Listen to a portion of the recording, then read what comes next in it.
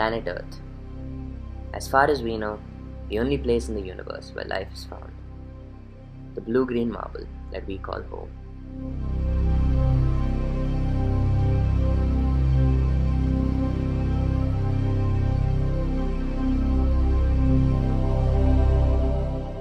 We don't know exactly how life started, but we do know it was a chaotic mess.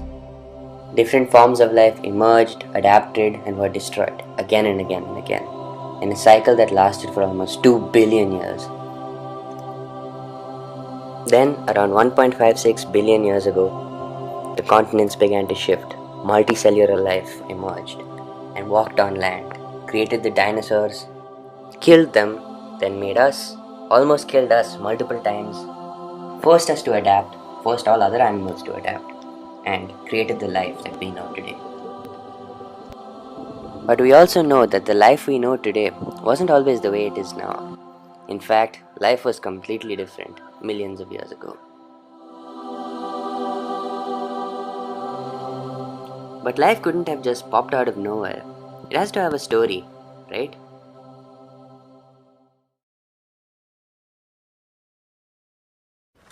Have you ever looked at your hands and wondered, why do I have 5 fingers?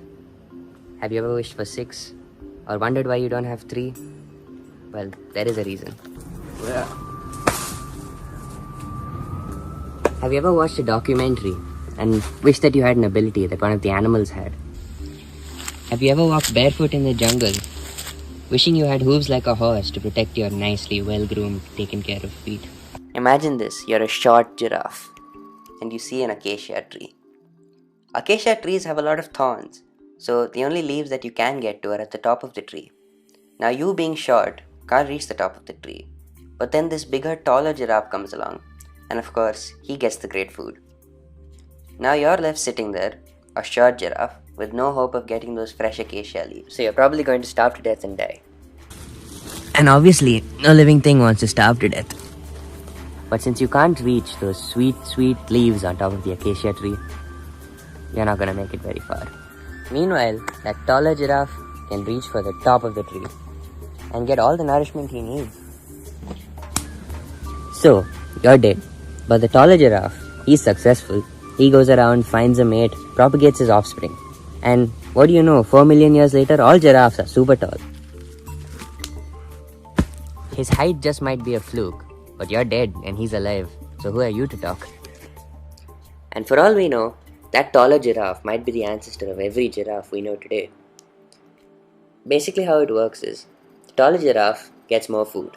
The more food he gets, the more likely he is to survive. The more likely he is to survive, the more likely he is to have babies.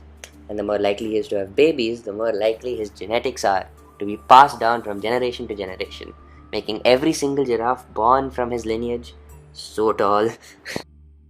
Like, if you've seen giraffes in real life before, you know what I'm talking about. They're huge. By the way, the same logic also applies to tongues. The giraffes with the longer, thicker tongues were more likely to get more leaves, and so, you get the idea. The process I just explained is called natural selection. You might have heard that in a fight, the guy with the bigger stick wins. Well, in a fight with nature, the giraffe with the longer neck wins. Natural selection is what molds animals into what they are now. What we see is the current, latest version of whatever animal edition that you're looking at. And that's the same reason I don't have hooves or 6 fingers, because they weren't necessary in human evolution.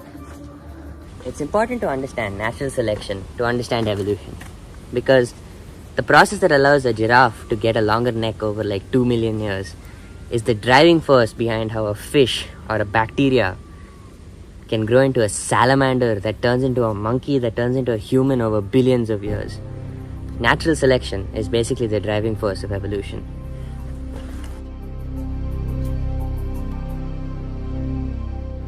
Around 530 million years ago, during the late Cambrian, we saw the emergence of the first fish.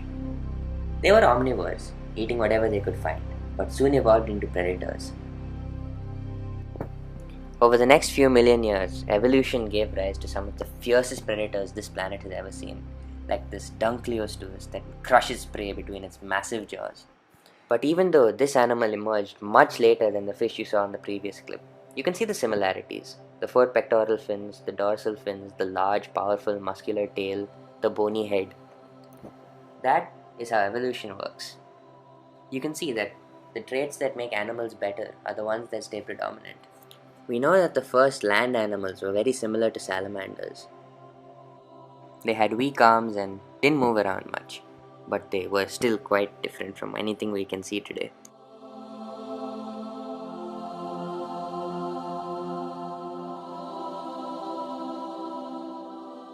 And then began the dominion of the dinosaurs. High levels of oxygen and a much hotter climate allowed animals to thrive and reach massive sizes. The dinosaurs that we know about today are only a fraction of the ones that existed at that time. We have no idea how many there were, but we do know that they ruled the planet. Every landmass, every ocean, every untouched island, and even the sky were dominated by these amazing reptiles.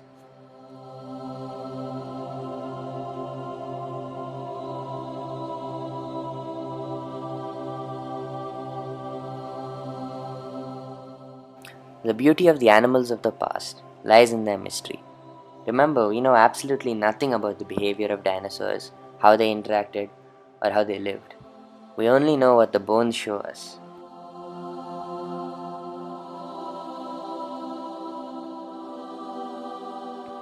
Through natural selection, dinosaurs with traits best suited to their environment thrived. These traits, the long necks for reaching high leaves or sharp claws for hunting, were passed on to offspring. Over millions of years, this constant selection led to a remarkable diversification. The dinosaur family tree branched out, with long-necked giants evolving alongside vicious predators, each perfectly adapted to their niche in the prehistoric world.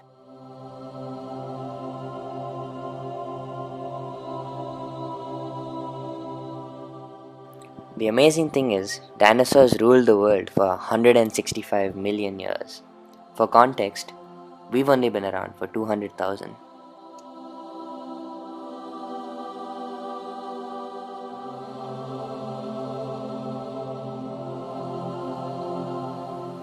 What a lot of people don't understand is how life went from these scaly, amazing but frightening beasts to the hairy flesh bags that are the mammals that we know today.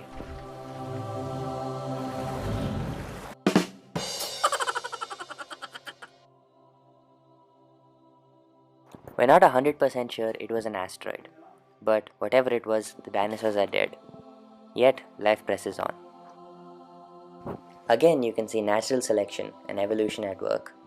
The dinosaurs that could fly at the time were the ones that managed to escape the worst effects of whatever catastrophe caused their demise. And the modern descendants of dinosaurs are birds like this cassowary.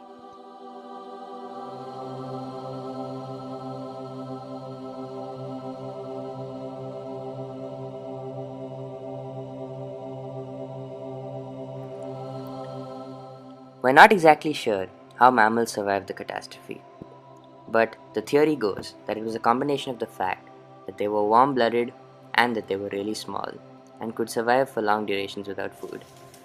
When the dinosaurs were around, there was so much competition that mammals were never able to evolve out of their small rat-like states.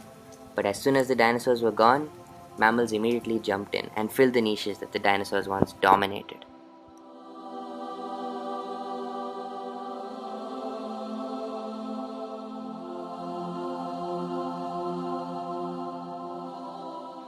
Taking over the land and the sea, mammals dominated the world. The oceans filled with cetaceans like dolphins and prehistoric whales, while the land had rodents evolving into all kinds of things.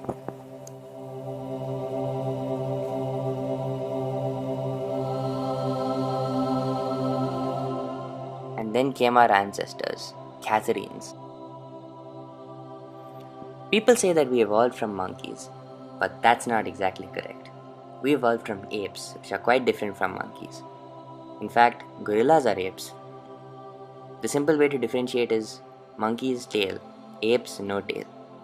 We're apes. And so, from our common ancestors, chimpanzees, millions of years of evolution created the modern humans we know today, Homo sapiens. And this process of natural selection continues even now in a remarkable story of adaptation and change. We don't know where it's going, but we do know that the process of evolution will drive the course of life for millions of years to come. And though we may not look a lot like our gorilla cousins, if you look through the fossil record and the history of life on Earth, you can see evolution at work at a remarkable scale.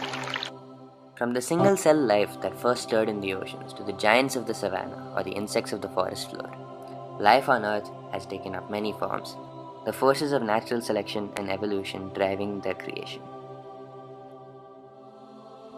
The messy soup that was early Earth gave rise to the most beautiful display of nature the universe has possibly ever seen.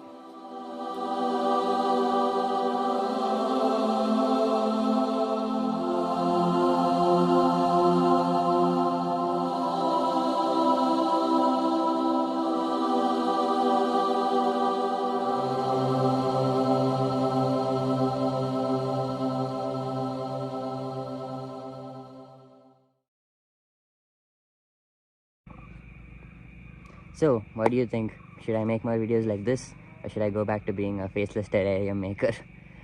This video took a lot more effort and it's a completely different thing from what I usually make, so I would really appreciate if you shared it and considered subscribing. Thank you so much for watching, and I'll see you in the next one.